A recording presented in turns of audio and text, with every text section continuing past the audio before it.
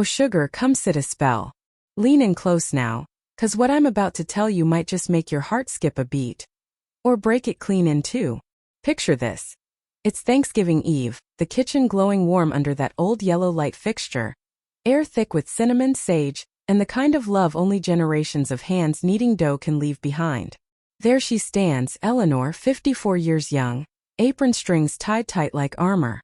Every day she rises before dawn, packs lunches, soothes a husband who barely notices, children who text instead of talk, and in-laws who smile polite while quietly carving away pieces of her soul. For 32 years, that worn leather recipe book sat on the shelf like a family Bible. Handwritten notes in her mama's cursive, stains from her granny's peach cobbler, little hearts drawn round her late sister's pound cake. It wasn't just recipes, darlin'. It was proof she belonged, proof her hands had built something lasting. But that night they came. Her daughter-in-law, sweet as pie to your face, sharp as a paring knife behind it, led the charge. We need space, she said. Modernize. Drawers yanked open, cabinets raided like thieves in the night. And there, right in front of Eleanor, they tossed that sacred book into a cardboard box headed for the trash. Eleanor's voice caught in her throat. She stood frozen, watching the only legacy she had left get dismissed like yesterday's leftovers. But what they didn't know, what none of them saw coming, was the fire already kindling in her chest. It started small, the way most heartbreaks do. Eleanor had always been the kitchen anchor. Birthdays, holidays, Sunday suppers. But after her husband retired, the in-laws moved closer. Helping, they called it. First came the comments. Mom, nobody eats gravy like that anymore. Too heavy.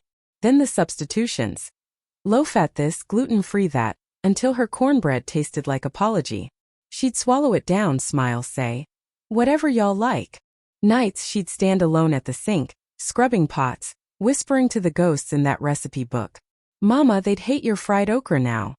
Tears mixing with dishwater. One evening her son, her own boy, laughed when she pulled out the old book. Mom, Google has better versions. The daughter-in-law nodded, scrolling her phone. We found a vegan twist online. Healthier. Eleanor closed the book gently, fingers trembling. Invisible. That's what she felt. Like steam rising off a pot nobody bothered to taste. She endured. Lord, how she endured. Mornings she'd rise, bake biscuits anyway, for herself, for the memories. Afternoons she'd hide in the pantry, tracing faded ink. Add love liberally. She'd whisper recipes aloud like prayers. But the raids kept coming. Silverware reorganized without asking. Her cast-iron skillet, too old school. Replaced with non-stick. Then the big one, Thanksgiving planning. We're doing potluck this year, the daughter-in-law announced. Everyone brings something modern. Eleanor's dishes? Suggested side options only. She nodded, went home, sat at her kitchen table till 2 a.m. staring at that book. Flipped pages slow. Chicken and dumplings, deviled eggs, red velvet with cream cheese frosting her late husband proposed over. Each one a thread tying her to women who'd carried on through worse. She didn't cry loud. Just silent streams. I raised him right, she told the empty room. Didn't I? The family gatherings grew colder. Conversations swirled around her like she was furniture. Laughter at her old ways. She smiled through it, served seconds, cleared plates. Inside something cracked wider each time. Then came the night of the raid. Boxes everywhere, decluttering, they said. Eleanor walked in from the garage to find her daughter-in-law holding the recipe book like it was junk mail.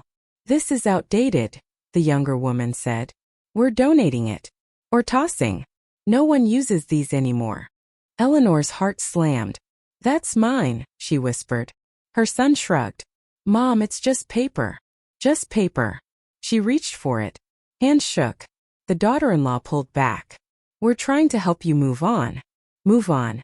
From her mother's hands, her grandmother's voice, her own life poured into every line. Eleanor felt heat rise. Not anger yet, but something fiercer. She took the book. Walked to the fireplace where kindling waited for the holiday fire. They watched confused. She opened it one last time. Read aloud, voice steady. Beat well, add faith, bake with patience. Then she closed it. Set it down. Not in the flames. Not yet. She turned to them, eyes clear. Y'all want modern? Fine. But this kitchen, this heart, ain't yours to raid. The room went still. For the first time they really saw her. Have you ever felt it? That slow fade where your own home stops feeling like yours? Where the people you poured your life into look right through you, like you're the hired help instead of the heart. Ever stood in your kitchen, hands deep in dough, while voices around you plan without asking your say? Ever had your traditions, your mama's recipes, your special way, called old-fashioned like it's an insult? If that's you right now, if you've ever wiped tears with a dish towel so nobody sees, you're not alone. Eleanor was you, invisible in the place she built. But here's the twist coming. What if the moment they try to erase you is the exact moment you rise? Think about your own story. That one dish nobody else makes right. That one memory tied to a page or a pan. Hold it close, because what happened next changed everything. They thought it was over. Thought she'd hand it over, shrink back like always. They were wrong. Eleanor walked straight to the stove, lit the burner high. The blue flame hissed like a warning. She opened the recipe book again. Not to read, to tear. One page. Her granny's buttermilk pie. Rip. Into the flame. It curled, blackened, smoke rising sweet and sad. Her daughter-in-law gasped. What are you? Another page. Her mama's cornbread dressing. Tear. Fire swallowed it. Her son stepped forward. Mom, stop. But she didn't. Page after page, decades of love fed to the flames. The kitchen filled with the scent of burning paper, vanilla, ink, history. She spoke low, voice like iron wrapped in velvet. You wanted modern? Clean slate? Here it is. No more ghosts in my kitchen. The daughter-in-law's face went white. You're destroying family history. Eleanor turned, eyes blazing. No, baby. Y'all did that the minute you called it junk. She tore the last page, her own edition written the day her husband passed.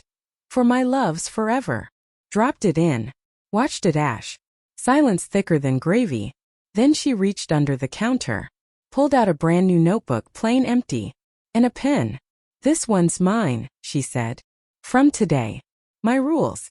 My tastes. My life. She started writing. First entry.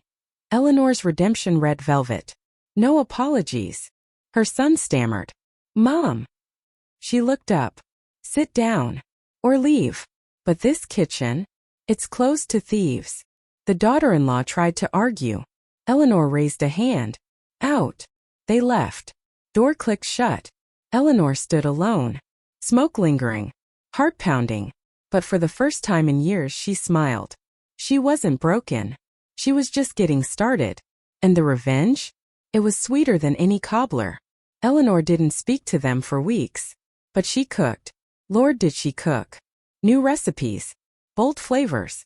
She invited neighbors, old friends, women like her who'd been pushed to the edges. They filled the table, laughed loud, asked for seconds. Word spread. Eleanor's kitchen is magic again. Her son came back first. Sheepish. I didn't see how much it meant. She hugged him. You see now. The daughter-in-law followed. Tearful. I was wrong. I wanted control. I hurt you. Eleanor handed her a slice of fresh pie. We all learn. Sit. Eat. The recipe book was gone. But the spirit? Alive in every new dish. Eleanor grew stronger. Started a little blog, nothing fancy. Just her stories, her food, her truth. Thousands of women wrote back. You gave me courage. She'd reply. Sugar, the courage was always yours. Sometimes it just needs a fire to burn away what don't serve. Today at 60, Eleanor still stands in that kitchen.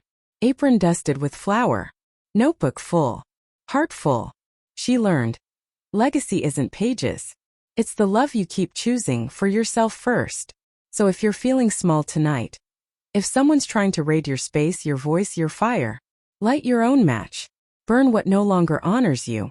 Write your own story. And know this, darling, you are seen. You are enough. And your kitchen, your life belongs to you. If this touched you, hit that subscribe button. Share your story in the comments. What's the one dish or memory nobody can take? Let's build each other up. I'll see you next time right here at the table.